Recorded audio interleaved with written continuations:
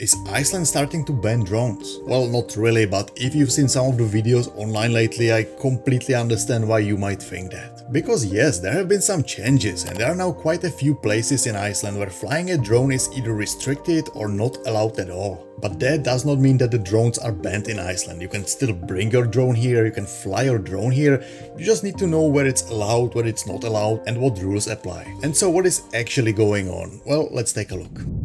First of all, to be clear, this didn't come completely out of nowhere. There have always been places in Iceland where you were not allowed to fly a drone, and honestly a lot of the drone footage you see online from places like Skogafoss was probably captured illegally, whether the person knew it or not. Some places are protected because of birds and wildlife, some places are too close to airports, some places are inside national parks or nature reserves. And some places simply have way too many people around to fly your drone legally.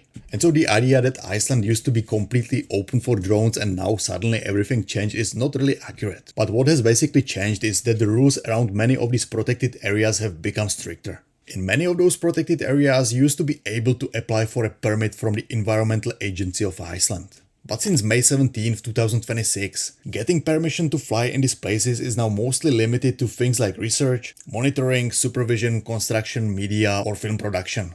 Not just because you are visiting Iceland and want to get a nice drone shot, that's also the part that a lot of people online are reacting to. Because if you are a photographer, content creator or a hobbyist, this basically now means that some of these places where you might have hoped to fly your drone are basically now off the table. And that's also where it gets a little bit annoying, because knowing about the restrictions is one thing, but actually trying to figure out where you can and cannot fly is another. The first place I would check is the official drone map of Iceland. It shows many of the areas where special drone restrictions apply, and it's a good starting point before you fly.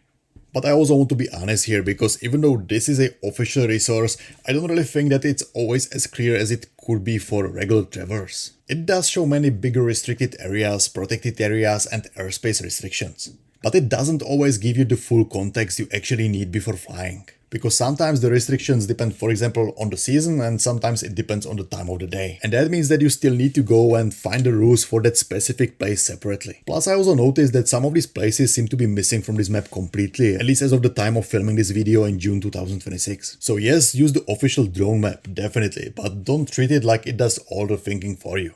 And that's actually why I made my own drone map of Iceland. Not to replace the official map, but to add more context and notes where I can.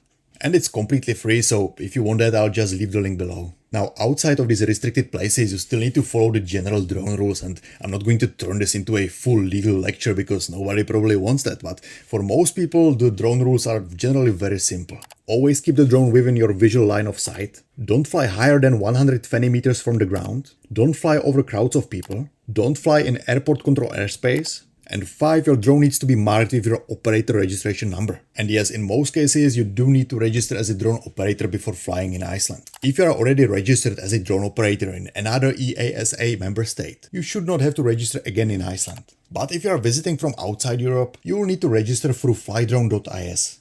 Now, outside of these legal rules, there are still 2 things that I really want you to be careful with. The first one is wind, because Icelandic weather can be pretty harsh and often very unpredictable. And it's very easy to get into a situation where your drone basically takes off fine, but then you realize that you can't make it back because it's just fighting the strong headwind. And the other one is birds. Many coastal areas, cliffs and gorges are nesting grounds for birds. And if you disturb them, especially during the nesting season, some birds will absolutely try to attack your drone and try to take it down. And yes, I'm speaking from a personal experience here. So I guess what I'm trying to say here is that even though flying in certain places and situations is technically allowed, it does not automatically mean that it's a good idea. So, all things considered, is it still worth bringing a drone to Iceland?